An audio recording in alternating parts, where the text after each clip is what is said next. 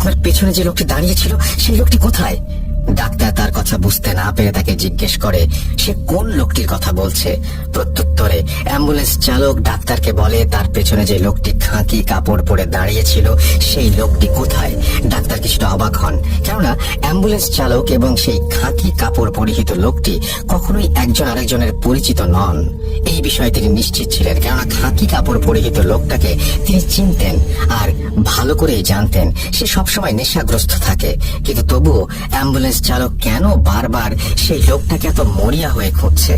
Doctor তার সব চিন্তা ভাবনাকে মনের মধ্যে লুকিয়ে রেখে অ্যাম্বুলেন্স চালকটিকে সেই খাঁকি কাপড় পরিহিত লোকটার বিছানার কাছে নিয়ে যান এবং জিজ্ঞেস করেন সে এই বিছানায় শুয়ে থাকা লোকটির কথাই জিজ্ঞেস করছিল কিনা।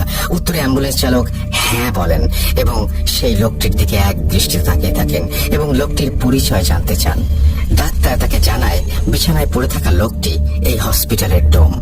ডাক্তার কোনো কিছু বুঝতে না পেরে অ্যাম্বুলেন্স চালককে সবকিছু খুলে বলার অনুরোধ করেন।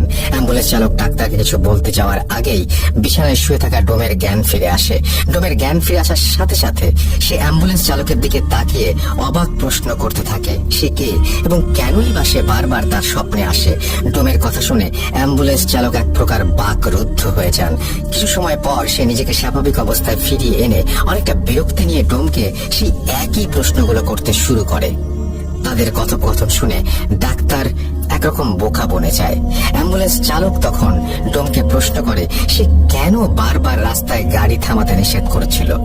অ্যাম্বুলেন্স চালকের কথা শুনে ডোম রীতিমতো উত্তেজিত হয়ে যায় এবং সে অ্যাম্বুলেন্স চালককে উল্টো প্রশ্ন করে বসে। ডোমের প্রশ্ন ছিল কেন সে বারবার সেই পাথরটি ফিরিয়ে দিতে বলছিল। ডোমের কথা শুনে অ্যাম্বুলেন্স ড্রাইভার তাকে বলে পাথর? কোন পাথর? কিসের পাথর? আমি কোনো পাথরের কথা জানি না। আপনি আমাকে কি যেন বলছিলেন তার কোনো কিছুই আমি বুঝতে পারছিলাম না, আমার মাথায় ঢুকছিল না। ডোম এবং অ্যাম্বুলেন্স চালকের কথা শুনে ডাক্তার এবারে ডোমকে সবকিছু খুলে বলার অনুরোধ করেন। ডোম তখন অ্যাম্বুলেন্স চালককে উদ্দেশ্য করে বলতে থাকেন 2 সপ্তাহ আগে হাসপাতালে 16-17 বছর বয়সী একটি ছেলে আসে, অর্থাৎ তার লাশ আসে। সেদিন আপনার আসতে একটু দেরি হয়, আমি একাই সেই লাশটি কাটা শুরু করি, কেননা আমার এর